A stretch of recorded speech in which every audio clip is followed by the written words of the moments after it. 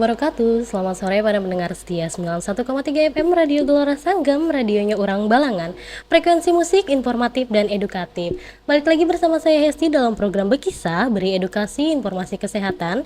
Hari ini topik kita spesial dan sangat menarik, yaitu mengenal gangguan irama jantung, bagaimana menjaga kesehatan jantung, dan pastinya kita kedatangan narasumber yang luar biasa, dokter jantung asli Banua nih. Oke, kita sapa terlebih dahulu narasumber kita, Dr. Rahmat Mulyawan, SPJP, dokter spesialis jantung dan pembuluh darah. Assalamualaikum dokter, apa kabar hari ini? Waalaikumsalam, alhamdulillah baik. Mbak Hesti gimana? Alhamdulillah baik juga dok, walaupun harinya hujan ya dok di luar. Kita tetap bersemangat hari ini dok ya, menemani mitra sanggam Siap. di indera dengarnya. Oke dokter, dokter ini dokter yang luar biasa ya mitra sanggam. Beliau lulusan dokter dari Universitas Lambung Mangkurat tahun 2014, kemudian melanjutkan pendidikan spesialis jantung dan pembuluh darah di Universitas Gadjah Mada, lulus tahun 2024 ya dok ya.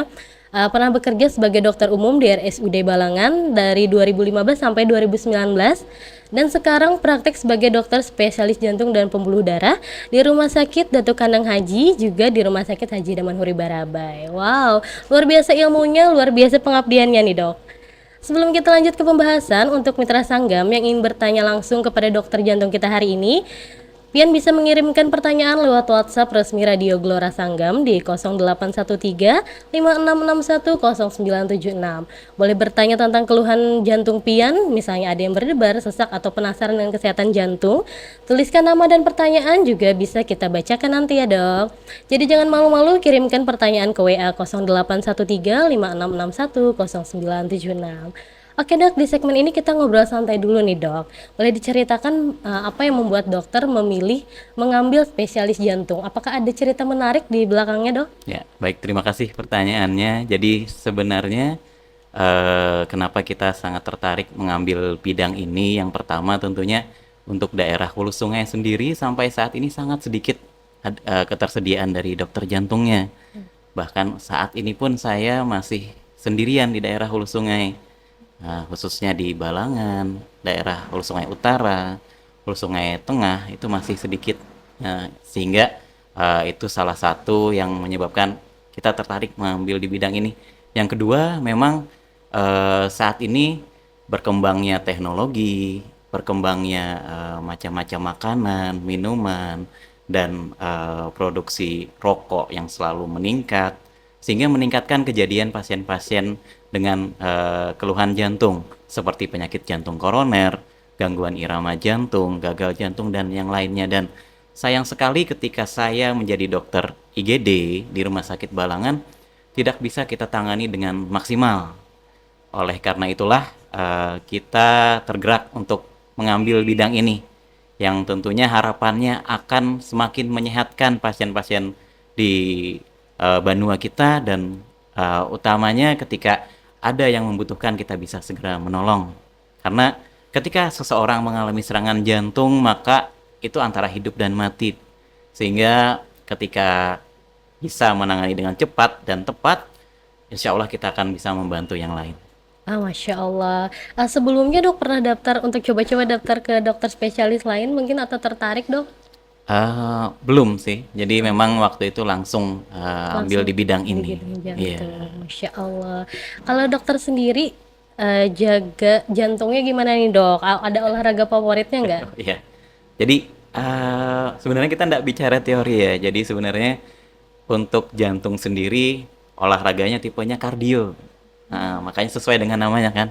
Jantung itu artinya kardio, core. Nah, jadi olahraga yang favorit ya sesuai dengan namanya. Jadi seperti lari atau olahraga aerobik lainnya. Nah, memang saya nggak bisa berenang, jadi bisanya cuma lari. Jadi yang saya lakukan lari, dan sesekali kita olahraga resistensi atau angkat beban. Nah, itu memang yang sangat diperlukan untuk kesehatan jantung. Iya, Juga asal ya. jangan lari-lari ngejar jadwal poli Oh, dokter ya. Oke dok, apa irama jantung itu aritmia ya namanya dok? iya, betul sekali. Betul. Apakah aritmia bisa muncul tiba-tiba saat olahraga dok? Nah, jadi aritmia itu bisa muncul kapan saja, di mana saja, saat kita ngapain aja. Jadi mungkin saya jelaskan sedikit dulu. Jadi aritmia itu adalah gangguan irama jantung. Irama jantung normal kita itu di sekitar 50 sampai 100 kali per menit. Mungkin referensi lama mengatakan 60 sampai 100 kali per menit. Nah, tapi saat ini di antara range tersebut, kecuali pada orang-orang tertentu, misalnya seperti atlet, mungkin irama atau denyut nadinya akan lebih lambat. Nah, ketika seseorang mengalami irama yang cepat, lebih dari 100 kali per menit, atau lebih lambat, kurang dari 60 atau kurang dari 50 kali per menit, maka itu yang disebut dengan gangguan irama jantung. Dan itu bisa terjadi saat olahraga, karena ketika kita berolahraga, maka aktivitas jantung akan semakin terpacu. Dan pada akhirnya, mungkin seseorang yang mungkin sebelumnya tidak diketahui ada gangguan irama jantung bisa muncul memang pada saat itu. Nah, Jadi olahraga yang aman untuk penderita gangguan irama jantung tadi seperti apa dok? Kan biasanya orang yang aritmia itu nggak boleh capek ya dok ya? jadi seperti ini. Jadi gangguan irama jantung yang seperti apa dulu? Yang pertama yang harus kita ketahui. Kalau gangguan irama jantung yang tipenya menyebabkan pingsan atau gangguan irama jantung yang bisa menyebabkan henti jantung, henti napas, maka olahraga-olahraga yang memacu jantung itu dihindari. Nah, akan tetapi kalau misalnya olahraga tipe aritmia atau gangguan irama jantung yang masih aman, maka sebenarnya olahraga-olahraga aerobik seperti lari, berenang, ataupun bersepeda itu sangat jarang terjadi gangguan aritmia. Hanya saja ketika kita memaksakan diri berolahraga dengan di luar batas kemampuan kita, maka memang aritmia tadi bisa terpacu. Nah, jadi mungkin sebelum ke situ sebenarnya kita harus tahu dahulu eh, tipe-tipe dari gangguan irama jantung itu sendiri, Bu. Jadi sebenarnya gangguan irama jantung itu terbagi menjadi dua tadi kan, artinya terlalu cepat atau terlalu lambat, atau bisa juga yang tidak beraturan.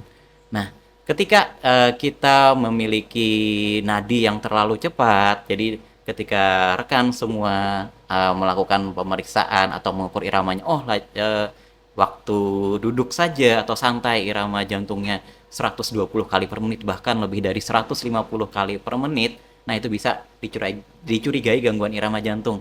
Atau ketika iramanya hanya 45 kali per menit, padahal bukan seorang olahragawan, padahal waktu itu sedang berbicara, beraktivitas. Nah, maka itu perlu ditindaklanjuti. Ya, dan gejalanya sendiri gangguan irama jantung itu bermacam-macam. Utamanya biasanya ada 5, berdebar-debar. Yang kedua terjadi rasa tidak enak di dada, atau kadang denyut jantungnya melompat-lompat, atau kayak kok denyut jantung nggak kerasa sebentar, atau bahkan mungkin yang lebih parah sampai dengan pingsan mendadak.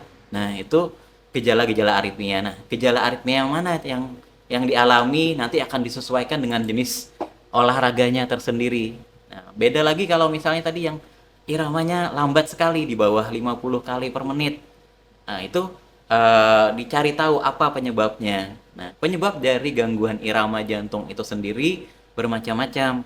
Ada yang memang bawaan sejak lahir, artinya ada gangguan aliran listrik jantung. Jadi aritmia itu sangat berhubungan dengan kelistrikan pompa jantung kita. Kalau normalnya dari satu titik ke titik yang lain sampai jantung itu memompa, dia serial. Nah, kadang-kadang ada seseorang yang memiliki kabel listrik di jantungnya double, dua. Jadi itu yang bisa menyebabkan gangguan irama jantung. Atau bisa juga memang sistem alirannya pelan sekali. Nah, itu bisa juga menyebabkan aritmia. Jadi tergantung aritmianya. Ketika aritmianya tipe yang cepat tadi, maka mungkin sebelum kita berolahraga kita harus tahu terlebih dahulu target nadi atau target irama. Kalau misalnya kita berolahraga, maka target irama untuk olahraga intensitas ringan sedang itu target nadinya adalah sekitar 60 sampai 80% dari nadi maksimal. Misalnya nadi kita umur kita 30 tahun, maka nadi maksimal itu adalah 220 dikurang umur, artinya 190 ya. dikali lagi 60%-nya, jadi sekitar 140 misalnya. Jadi, oh ketika nadi kita sudah 140, kita memiliki gejala aritmia, maka ya sudah gini kita kurangin intensitas olahraganya. Mungkin seperti itu. Oke Ya, dok. panjang ya. Oh, cukup panjang dok. Selanjutnya nih, bagaimana dengan tradisi masyarakat kita? Seperti masyarakat kan suka makan yang serba manis dan bersantan dok. Mm-mm. Itu pengaruh nggak terhadap kesehatan jantung? Oke, jadi kalau makanan santan, manis, sebenarnya kalau ke topik aritmia mungkin agak jauh. Tapi untuk kesehatan jantung sendiri, jadi kita juga mengenal ya, namanya penyakit jantung koroner. Ketika kita makan makanan manis, pertama terjadi peningkatan kadar gula, kemudian gula tadi diproses akan menjadi lemak, dan akhirnya dia akan berubah menjadi kolesterol. Nah, kolesterol itu nanti bermacam-macam, salah satunya ada LDL atau low density lipoprotein atau kalau biasa kita sebut lemak jahat. Nah, itu akan gampang menumpuk di pembuluh darah jantung kita atau seperti makan santan-santanan yang atau yang orang sini makan balamak. Nah, itu Iya. akan gampang menyebabkan penumpukan dari si kolesterol jahat tadi di pembuluh darah yang pada akhirnya menyebabkan perlekatan lemak tadi di pembuluh darah dan akhirnya menyebabkan aliran pembuluh darah jantungnya kurang lancar dan pada akhirnya menyebabkan penyakit jantung koroner atau serangan jantung yang biasa mungkin orang sebut kadang di sini angin duduk ya atau menyamak, tapi menyamak tipenya yang sakit dada sebelah kiri menjalar ke belakang. Nah, itu yang sangat-sangat kita hindari. Sehingga ya kalau bisa harus bisa mengontrol kadar kolesterol di dalam tubuh. Memang kolesterol itu tetap dibutuhkan untuk pembentukan hormon dengan batas dan kadar tertentu, pastinya. Ya, ada batasannya berarti ya dok. Ya, Jadi nyeri dada itu tidak selalu ke aritmia. tidak, tidak. Kalau Oh, nyeri dada tadi ya paling seringnya bahkan serangan jantung, penyakit jantung koroner. Ya. sama asam lambung juga bisa nyeri dada ya dok ya? Nah, jadi gini, eh kadang kita itu agak susah ya membedakan, oh nih jangan-jangan mah aja, Mm-mm.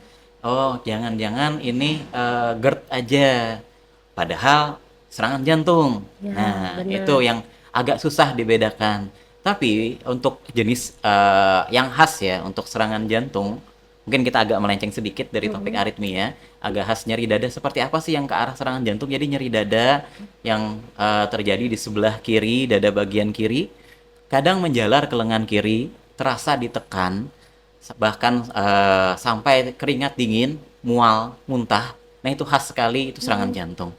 Nah, kalau nyerinya di bagian tengah, itu akan kadang agak susah ya dibedakan dengan mah. Nah, tapi Iya. ketika nyerinya tembus ke belakang, bahkan disertai berkeringat dingin, bahkan sampai eh, pucat, nah, itu atau nyeri sekali, oh dikasih obat lambung tidak membaik, itu kemungkinan tinggi suatu serangan jantung. Memang penata laksanaan lanjutannya ya harus dipastikan segera ke fasilitas kesehatan terdekat, dia lakukan perekaman rekam jantung atau elektrokardiografi. Nah, nanti akan dilihat di sana akan apakah ada perubahan dan dilakukan pengecekan enzim jantung. Nah, ketika hasilnya positif, maka itu suatu serangan jantung. Ya. Iya, oke dok. Terus apakah kebiasaan orang Banua kita nih dok yang paling berpengaruh terhadap kesehatan menurut Hmm, dokter itu ada dari makanan, rokok atau kopi nih dok? oke. Kalau untuk kesehatan jantung itu sendiri yang paling utamanya, yang paling tinggi menyebabkan penyakit jantung adalah merokok. Ya. Jadi kita pernah mendapatkan pasien serangan jantung usia 18 tahun sampai pasang ring 3 buah di pembuluh darahnya. Itu karena dia merokok 1 bungkus sampai 2 bungkus per hari. Padahal orangnya ndak gemuk, Mm-mm. normal kelihatannya cuman perokok berat. Ketika kita lakukan kateterisasi jantung atau bahasa sini dilihati pembuluh darahnya, memang terjadi penyumbatan di 3 pembuluh darah langsung. Dan ya sangat disayangkan maksudnya usia muda sudah pasang ring 3 di pembuluh darahnya. Nah, dia ndak obesitas, tidak kolesterol, jadi murni karena merokok. Jadi satu statement yang cukup menggelitik ya. Ada viral baru-baru ini yang, oh rokok itu tidak ada hubungannya dengan penyakit jantung. Nah, sebenarnya itu apa ya? Kayak kita membilang seseorang, oh, tidak memakai helm tidak ada berhubungannya dengan kecelakaan misalnya pada lalu lintas misalnya, tidak cedera kepala. Nah, Iya iya, benar. jadi sebenarnya ada hubungannya dan sudah dilakukan banyak penelitian. Nah, jadi ya tadi rokok yang paling sering menyebabkan penyakit jantung itu sendiri. Selain memang kolesterol, makan makanan berlemak, bersantan, kurangnya aktivitas fisik, berolahraga, dan ya tadi gaya hidup yang sedentary atau kurang aktivitas. Oke dok. Saya juga pernah dengar kemarin dok di podcast Hmm, kata salah satu dokter hmm. itu penyakit yang terbesar menyebabkan kematian itu jantung dok. Ya, jadi selain stroke memang penyebab kematian terbesar di dunia itu adalah serangan jantung. Dan ketika seseorang sudah mengalami serangan jantung, maka itu sudah di antara hidup dan mati sebenarnya kalau terjadi penyumbatan total di pembuluh darah jantungnya. Ketika berhasil dibuka, alhamdulillah, atau kebuka alirannya lancar ketika kita berikan obat pengencer darah, maka alhamdulillah. Tapi ketika terlalu sulit dibuka, nah itu akan menyebabkan resiko yang lebih tinggi dan dampak yang berkepanjangan. Karena ketika seseorang mengalami serangan jantung, terjadi gangguan aliran pembuluh darah jantungnya dan akhirnya mengalami gagal jantung dan akhirnya terganggu semua aktivitasnya. Nah, seperti itu. Jadi memang salah satu penyebab kematian yang cukup tinggi di Indonesia maupun di dunia. Oke, pendengar 91,3 FM, tadi sudah kita dengarkan penjelasan dari Dr. Rahmat Mulyawan. Menarik sekali nih dok. Buhan-buhan pian jangan sampai tuh umpeti gaya hidup yang salah kayak begadang, kopi 3 gelas, rokok sebungkus dok. Oke, sebelum kita lanjut lebih dalam membahas tentang aritmia, kita break sebentar. Pendengar tetap di 91,3 FM Radio Gelora Sanggam, frekuensi musik informatif dan edukatif.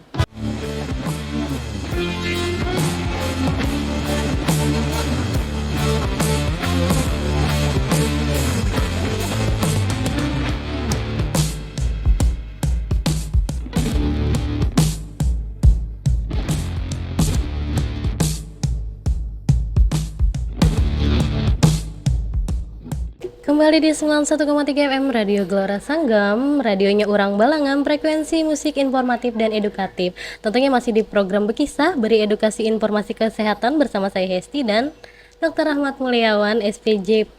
Halo dok, kita balik Halo. lagi ke topik utama kita mengenal gangguan irama jantung. Oke. Banyak orang sering merasa berdebar tetapi nggak paham itu normal atau tidak dok. Berarti kalau kita kadang-kadang jantung berdebar itu harus waspada ya dok ya. Benar sekali. Nah, Mitra Sanggam, jadi jangan sampai cuman berdebar aja nih biasa tuh. Padahal bisa jadi tanda jantung lagi bekerja tidak normal. Dok, apa saja penyebab orang mengalami gangguan irama jantung? Oke, baik, terima kasih. Jadi tadi mungkin sudah kita singgung sedikit ya apa itu gangguan irama jantung. Nah, kemudian apa sih penyebabnya? Jadi gangguan irama jantung itu penyebabnya macam-macam. Pertama memang genetik bawaan dari lahir yang seperti saya jelaskan tadi bahwa memang ada jalur listrik tambahan di jantungnya. Yang kedua, memang ada gangguan struktur di jantung.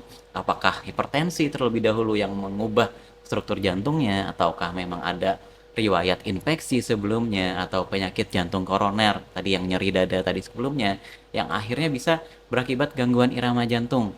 Nah, gangguan irama jantung tadi bisa dipicu dengan berbagai macam, salah satunya dengan emosi atau tingginya konsumsi kafein. Tapi yang perlu diingat di sini kita tidak melarang konsumsi kafein khususnya kopi yang memang murni tidak ditambah yang macam-macam. Kemudian faktor ya tadi kesehatan yang secara umum, nah itu bisa mengganggu irama jantung kita. Nah, seperti Oke. itu. Benarkah penyakit jantung itu turunan, dok? Eh, Tergantung jenisnya yang seperti apa. Kalau gangguan irama jantungnya sendiri itu memang bisa genetik bawah lahir. Cuman kalau untuk penyakit yang lain seperti penyakit jantung koroner atau penyakit katup jantung bisa juga karena didapat karena terjadi suatu perubahan komposisi atau suatu masuknya penyakit ke jantung, misalnya infeksi di katup jantung, akhirnya menyembuhkan penyakit katup jantung. Jadi ada yang turunan, juga ada yang memang didapat karena pola hidup kita. Oh, begitu. Jadi tidak selalu seseorang yang punya riwayat penyakit jantung itu akan menurun. Tidak, Oh, tidak. Jadi tidak. tergantung jenis Oke. penyakit jantungnya seperti apa. Ah, Ya, gitu ya, Dok ya. ya. Cuman Oke, oke. intinya ketika kita memiliki keluarga atau orang tua yang memiliki penyakit jantung, maka bisa kita jadikan introspeksi diri ya, pembelajaran bahwa oh jangan sampai aku seperti ayah atau seperti ibu, aku berarti harus A, B, C, D, E dan yang lain-lain. Maksudnya harus pola hidup sehat, olahraga teratur, menjaga pola makan, tidak merokok dan sebagainya. Nah, bener dok. Soalnya kan dok, saya kebetulan orang tua riwayat penyakit jantung. Oh iya. Meninggal dengan serangan jantung dok. Heeh. Jadi kami 5 bersaudara memang berpikirnya bahwa oh itu genetik nih, ada kemungkinan kami akan mengidap penyakit jantung juga. Heeh. Dan kebetulan nih dok, salah satu kakak saya adalah pasien dokter. Oh iya iya iya. Oh, iya. Jadi tidak semua artinya kami Ah, berpotensi ya dok ya, tergantung pola hidup ya, berarti. jadi Wah. maksudnya memang ada resiko. Ya tadi misalnya orang tuanya memang meninggal usianya di bawah kurang dari 55 tahun karena serangan jantung, maka memang secara strukturalnya memang ada resiko. Nah, karena tahu hal tersebut, maka tadi kita berusaha mencegah terjadinya supaya tidak terjadi pada diri kita seperti itu. Iya Iya, benar. Oh begitu dok. Takut soalnya dok. iya. Heeh. Sekarang paling penting dok bagaimana cara menjaga irama jantung agar tetap sehat. Iya. Jadi bagaimana cara kita menjaga irama jantung agar tetap sehat? Jadi yang pertama ini sebenarnya untuk kesehatan jantung secara umum ya. Nah, dari panduan Perhimpunan Kardiovaskular Indonesia sendiri sudah mengeluarkan beberapa kiat-kiat yang bisa kita lakukan untuk menjaga jantung agar sehat. Yang pertama, olahraga. Olahraga teratur minimal 90 sampai 150 menit dalam seminggu, bisa dibagi 3 sampai 5 sesi. Artinya setiap sesi itu dilakukan 30 menit. Jenis olahraga yang seperti apa? Olahraganya berlari, berenang, kemudian olahraga aerobik lainnya seperti bersepeda atau senam yang jenisnya aerobik. Nah, itu bisa dilakukan dibarengi dengan 2 sampai 3 kali atau 2 sampai 3 sesi latihan resistensi atau latihan beban untuk melatih otot. Itu untuk terkait olahraganya dengan target nadi tertentu. Tadi yang seperti saya jelaskan, usia dikurang 220 dikurang usia dengan target 60% dari target nadi maksimal tadi. Itu olahraga. Yang kedua, pola hidup sehat mengenai makanan. Jadi dari perhimpunan pun atau dari perhimpunan dunia terkait hipertensi atau terkait kesehatan kardiovaskular itu ada mencanangkan berbagai macam diet. Ada yang disebut dengan diet Mediterania. Diet yang mengutamakan memakan sayur-sayuran, buah-buahan yang berwarna atau sayuran berwarna seperti wortel, tomat, paprika atau buah-buah sayuran berwarna lainnya. Kemudian menghindari kacang-kacangan, kemudian menghindari lemak jenuh dengan maksimal konsumsi daging per bulan 200 gram dengan memaksimalkan ikan-ikanan, terutama ikan sungai. Nah, itu salah satu kiat untuk menjaga kesehatan jantung. Ketiga, diet rendah garam. Berdasarkan panduan, maksimal konsumsi garam kita itu adalah sekitar 2,5 gram. Dianjurkan kurang dari 1,5 gram per hari. Sehingga sekitar mungkin seujung sendok teh sebenarnya. Nah, jadi memang konsumsi garam per orang itu tidak banyak anjurannya. Nah, sedangkan kan makanan kita di Indonesia sendiri, khususnya di hulu sungai itu pasti tinggi garam. Kalau kada asin kada nyaman ya. Iya. Nah, gitu. Iya. Nah, itu. Kalau asin itu dok harus selalu dari garam atau bisa kan asin bisa dari penyedap sekarang nih dok? Nah, ya. Jadi intinya sebenarnya yang berhubungan dengan kesehatan jantung itu kadar natriumnya. kadar natrium. Ketika kadar natrium tinggi akan meninggikan resiko terjadinya hipertensi, gagal jantung. Nah, sehingga memang garamnya. Terus ada lagi yang keempat, menghindari merokok. Nah, tadi yang saya ulang-ulangi tadi, Iya. ya, jadi rokok itu sangat-sangat tidak dianjurkan untuk kesehatan jantung kita ataupun kesehatan secara umum. Dan yang terakhir, hindarilah kehidupan yang sedentary life itu maksudnya yang hanya duduk saja, hanya di depan komputer, atau nongkrong-nongkrong, minum kopi, nongkrong, makan kue yang banyak, tiba-tiba berat badan naik. Nah, itu sangat-sangat tidak dianjurkan. Jadi, aktiflah beraktivitas. Jadi, misalnya untuk bapak, ibu yang memang sudah tidak aktif bekerja, jadi misalnya ingin nyapu halaman, misalnya berkebun, ini sangat-sangat dianjurkan. Atau misalnya jalan kaki, beraktivitas ke pengajian, itu lebih bagus daripada hanya kita yang duduk-duduk saja atau berbaring saja nonton TV. Itu sangat-sangat dihindari. Dan ketika mengalami penyakit hipertensi, diabetes, maka harus selalu diobati seperti itu. Ya, itu kiat-kiat untuk jantung sehat. Nah, berarti gaya hidup benar-benar menentukan kesehatan jantung ya, Iya, Dok ya. sangat menentukan. Kalau gejala spesifik yang harus diwaspadai ada nggak, Dok? Ya, jadi gejala penyakit jantung itu bermacam-macam tergantung jenis penyakitnya. Kalau gangguan irama jantung, ya tadi berdebar, nadi terasa lambat, bahkan sampai pingsan, tidak sadarkan diri.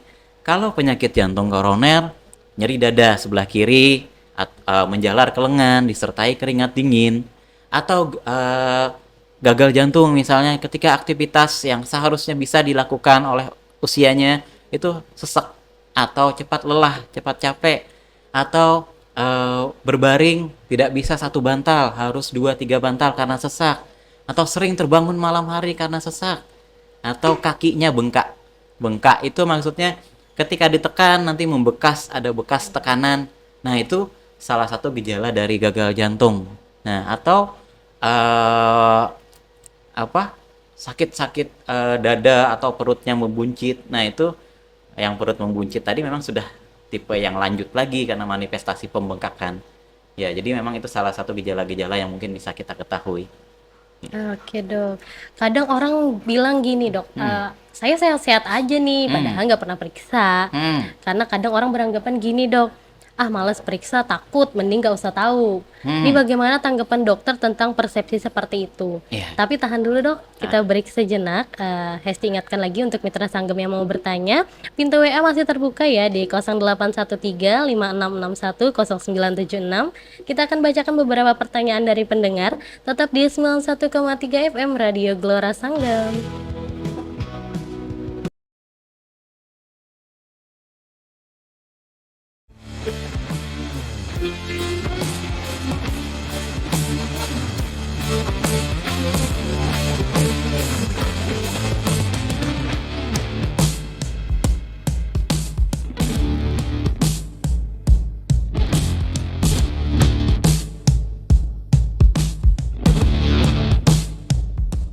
Masih di 91,3 FM Radio Gelora Sanggem, radionya orang Balangan, frekuensi musik informatif dan edukatif. Dan tentunya masih di program Bekisah, kita lanjut kembali, Dok, ke pertanyaan sebelumnya. Oh ya, masih dengan Dr. Rahmat Mulyawan SPJP ya. Tentang masyarakat yang takut memeriksakan diri nih, Dok, karena beranggapan bahwa mending nggak usah tahu nih, Dok. Gimana nih, Dok? Ya. Jadi sebenarnya ya paling baik itu kita mencegah sebenarnya daripada mengobati. Atau ketika kita tahu pun dan memang ada suatu penyakit kan mengobati lebih awal itu akan lebih baik daripada ketika sudah lama. Artinya maksudnya sudah terjadi komplikasi atau sudah terjadi berbagai macam perburukan yang terjadi. Jadi misalnya nih seperti kita kadang berdebar. Nah, gejala awal berdebar tadi tuh ada yang jinak, ada yang bisa berbahaya. Nah, ketika kita misalnya ada berdebar, baiknya dicari tahu dengan cara apa? Memeriksakan diri ke tenaga kesehatan. Atau misalnya kalau memang di daerahnya ada dokter jantung, ke dokter jantung, supaya kita bisa lakukan pemeriksaan rekam jantung, USG jantung, atau perekaman jantung 24 jam. Sehingga nanti akan ketahuan tuh apa masalahnya yang terjadi saat berdebar. Dan ketika sudah diketahui, maka bisa dilakukan penanganan lebih awal. Jangan sampai nanti menunggu kejadian yang lebih berat. Kejadian lebih berat tadi ya yang sampai pingsan, bahkan henti jantung, henti napas mendadak, itu kan lebih bahaya. Jadi sebenarnya diketahui lebih awal itu akan jauh lebih baik daripada nanti menunggu yang sudah parah munculnya. Nah, betul itu dok. Jadi penyakit jantung itu sering tanpa gejala, jadi pas ketahuan sudah parah ya dok Nah, ya? iya itu salah satunya. Atau yang tadi dikira mah aja Iya. misalnya. Nah, iya. Jadi penting banget memeriksakan secara rutin Ya, kesehatannya dok ya.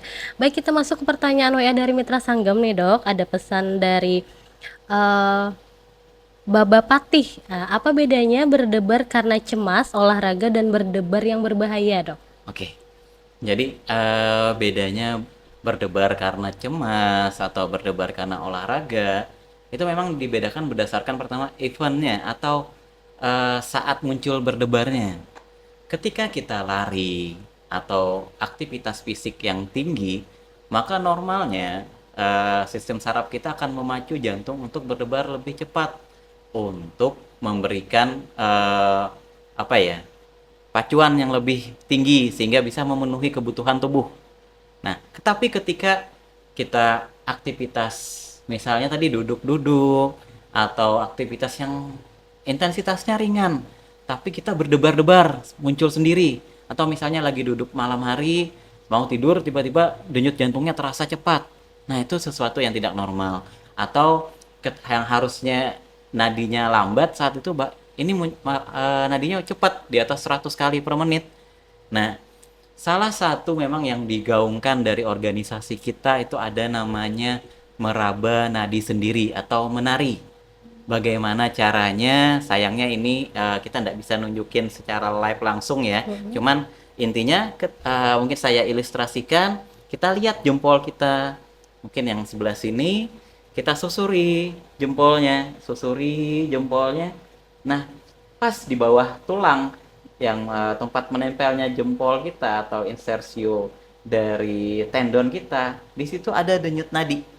Nah, yang perlu kita rasakan itu pertama teratur atau tidak.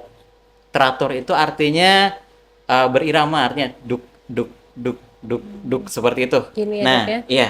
Jadi kita pakai 3 jari, kita Oh, letakkan 3 jari. aja.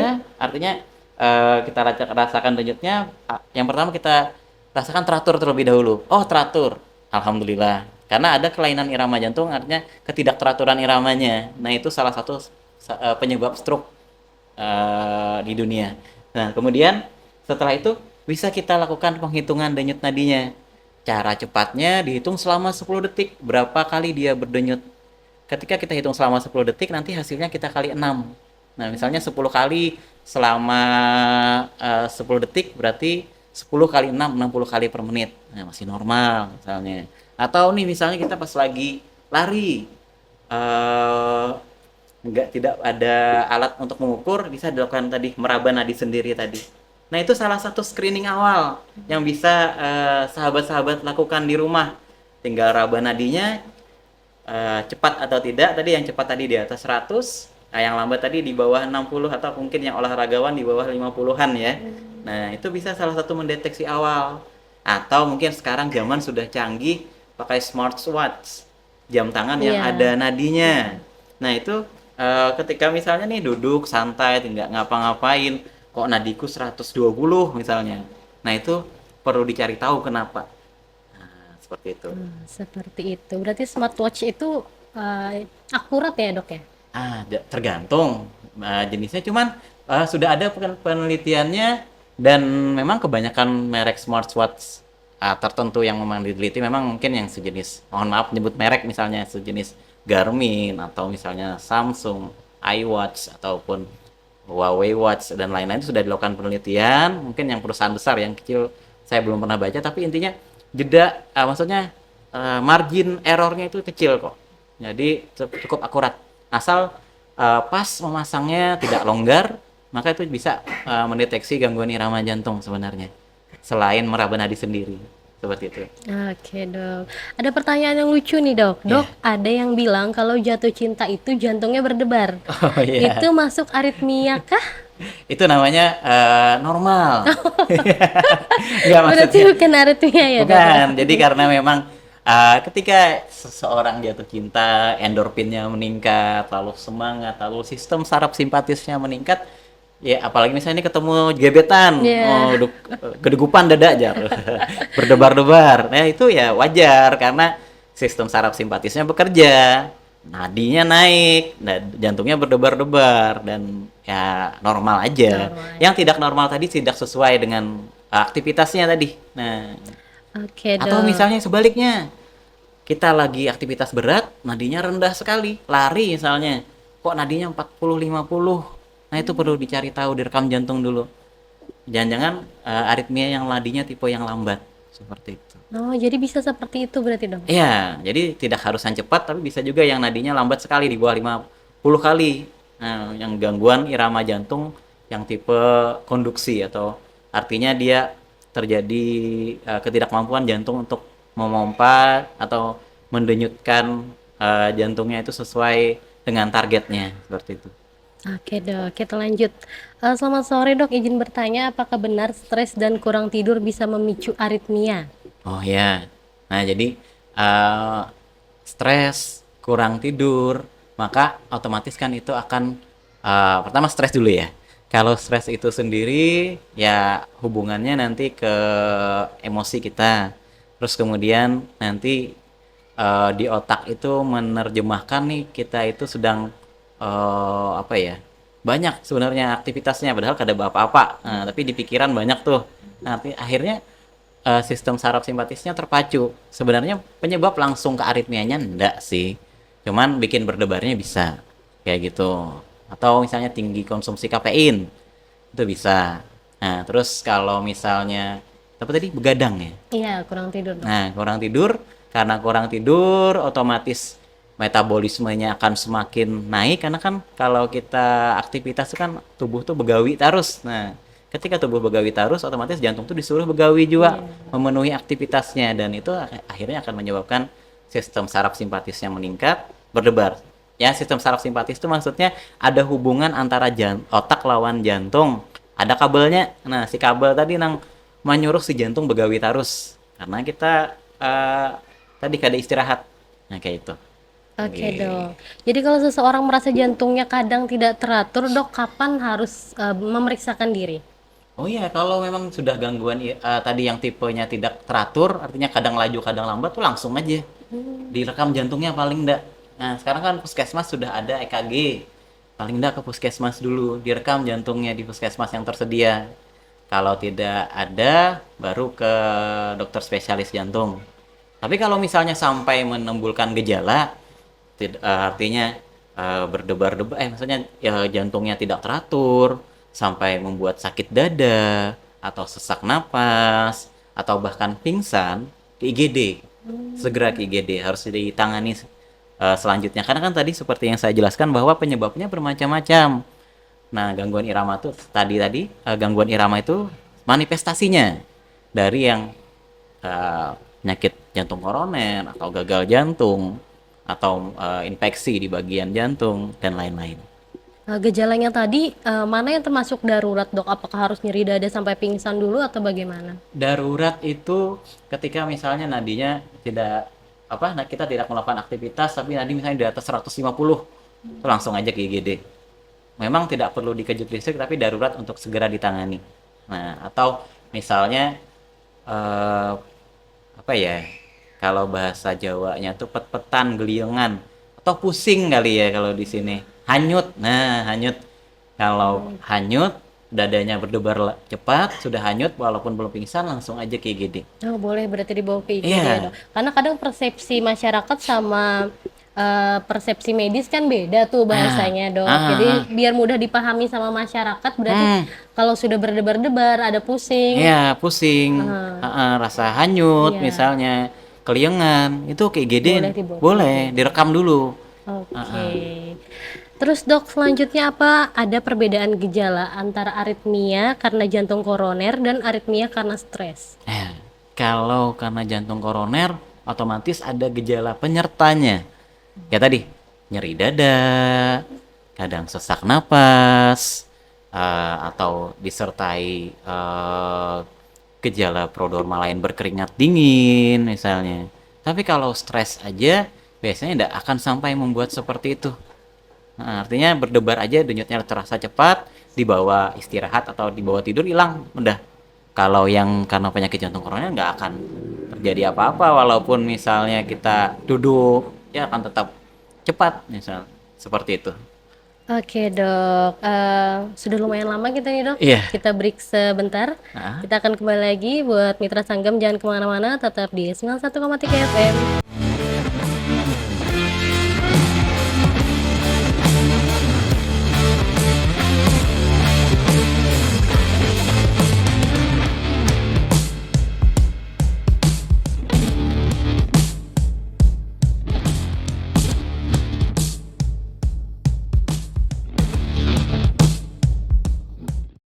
91,3 FM Radio Gelora Sanggam, frekuensi musik informatif dan edukatif. Masih di program Bekisah, kita di segmen akhir nih dok.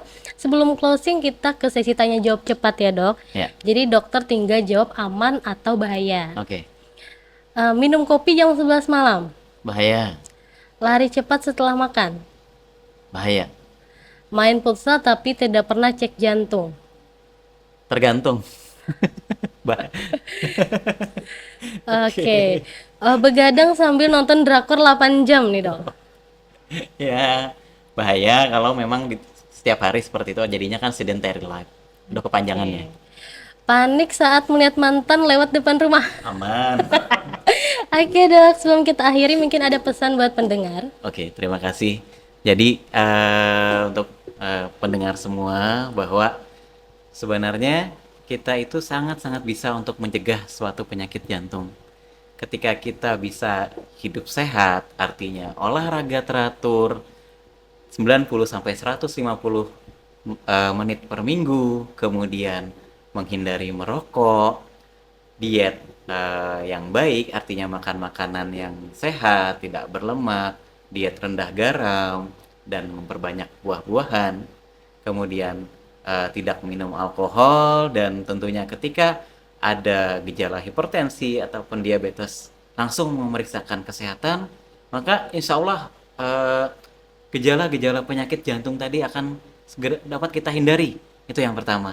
Yang kedua, khusus sesuai dengan topik kita, ketika sahabat-sahabat semua mengalami berdebar atau irama jantungnya tidak teratur atau irama jantungnya terasa pelan atau kadang sampai ada sakit dada, segera memeriksakan diri ke tenaga kesehatan terdekat, paling tidak dilakukan perekaman jantung.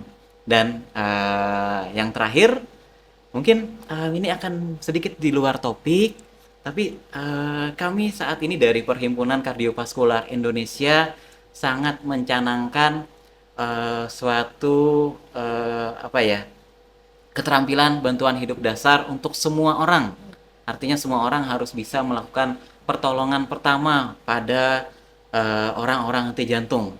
Bagaimana cara belajarnya? Mungkin pertama rekan-rekan bisa melihat berbagai macam video di YouTube dari berbagai macam organisasi kesehatan, khususnya dari Perki, bagaimana pompa jantung yang normal memberikan bantuan hidup dasar yang baik bagaimana. Nah, setelah itu sering-seringlah mengikuti event ketika ada dilakukan event dari Perhimpunan Kardiovaskular, sehingga nanti ketika ada rekan yang mengalami henti jantung napas bisa segera tertolong. Mungkin itu aja pesan dari kita. Semoga sehat semua dan jangan lupa olahraga. Oke. Assalamualaikum warahmatullahi wabarakatuh. Masya Allah, terima kasih banyak dok untuk ilmunya hari ini. Buat sobat yang ketinggalan siaran hari ini, jangan khawatir, kalian bisa dengarkan ulang di rekaman podcast Radio Gelora Sanggam atau pantengin updatean di media sosial Radio Gelora Sanggam dan RSCD KH Balangan. Saya Hesti dan Dr. Ahmad Mulyawan pamit undur diri. Sayangi jantung kita dengan pola hidup sehat, jangan abaikan gejala dan lakukan pemeriksaan rutin. Kesehatan jantung itu investasi jangka panjang. Tetap jaga kesehatan, terus semangat dan selalu setia di frekuensi 91,3 FM Radio Gelora Sanggam.